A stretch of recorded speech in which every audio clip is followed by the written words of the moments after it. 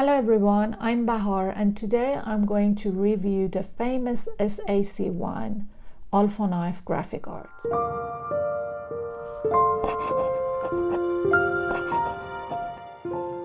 I bought this knife on Amazon about a year ago and I've been using it since on all my projects.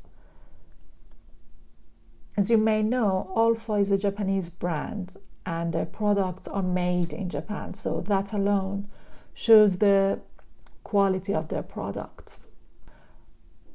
The whole knife is made of stainless steel. As you can see, it's been written on the handle.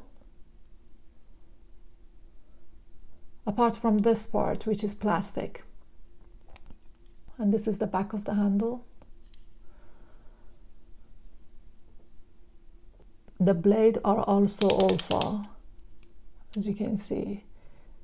And they are made in Japan as well. They are fantastically sharp, like razor blades really. This knife has 30-degree blades, giving you a tiny tip to do all the fine details. And the width of the blade is 9 millimeters. Bear in mind that this knife doesn't come with extra blades, so you need to order the blades separately, which comes in a package like this, which contains 10 blades in each. And each blade has 7 segments that can be snapped off when it gets dull.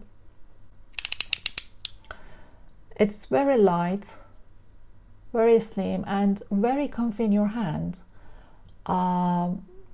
It may be a little bit tiring if you're cutting for hours, because it's very slim, and you may consider the other knife that has like a plastic sleeves around their handle. But other than that, I really like this knife for any kind of model making or artwork projects. The handle has 17 teeth and it has auto lock system, so the blades are secure. And as you can see, there is no wobbling back and forth. Just a bit side to side, but nothing really back and forth, which is really important to cut the fine details. This part at the end of the handle is pocket clip, which is very convenient, and blade snapper that can be used to snap the blade off when it gets dull. Another thing that I like about this knife is that it can be used for both left-handed and right-handed people. And each knife that has this shape at top of their handles has the same function. See, the top part of the handle is like a triangle and the top part is in the center. So it shows that it can be used for both left-handed and right-handed people. The only thing that you need to do is to flip the blade when you're changing it, and then it can be used for left-handed people. Now to change the blade. At first, you may think that you should push the blade out this way and really force it out. But that's not the way to change the blade in this knife. It's not very obvious, but the clip at the end of the handle is removable. So to change the blade, first you need to remove the clip and then pull the entire blade out. Now you have two components, the blade and the clip. So carefully remove the old blade and then insert the new one. As I mentioned before, you need to order the extra blades separately. So this knife doesn't come with the extra blades. These are the new blades that comes in this package. And then carefully take another one, the new one,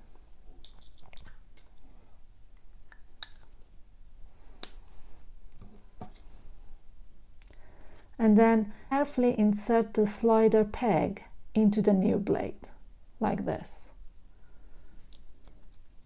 And slide in the whole thing to the handle until you hear the click. That's it. Now it's locked in place and secure. You just need to put the clip back in place and you're ready to go with new blade. To snap off the blade, extend the blade until the whole first segment is exposed, and then use the clip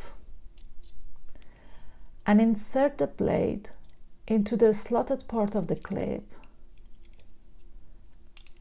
and carefully push the blade away from yourself, like this. Alternatively, if you're not happy, use this small piece at the end of the handle. You can use any kind of pillar, doesn't matter what kind of pillar really, anything that can apply lateral pressure, and then just do the same. That's it. You have a new blade and ready to cut. So to avoid any hazard on the garbage, you can use masking tape.